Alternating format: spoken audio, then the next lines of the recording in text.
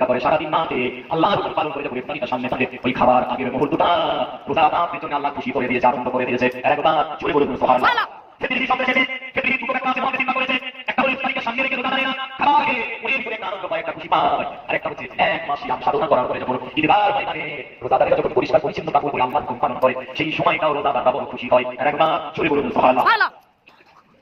আমি তো বললেন বিশ্বনবী বললেন বয়ান বললেন রোজাদার পেছনে আর একটা খুশি আছে। দ্বিতীয় নাম্বার খুশিটা কি জানো? আমাদের নবী বলেছিলেন ওয়াফারাহাতুল লিকা রাব্বিহি, রোজাদারদের সবথেকে বড় খুশি আল্লাহ পাক অন্য কারোর জন্য নয়, রোজাদারদের আগে ইবাদত করে স্পেশাল রোজাদারদের জন্য আল্লাহর দিদার জান্নাতের ভেতরে রেখে দিয়েছে। সুবহানাল্লাহ।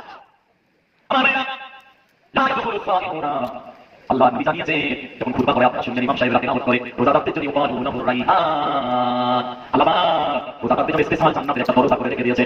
ওই দরজাটা নিয়ে পৃথিবীর পুরো নবী রমজানে ওই দরজা দিয়ে প্রবেশ করতে পারবে না। আমাদের নবী জানিয়েছে যারা রোজা রাখবে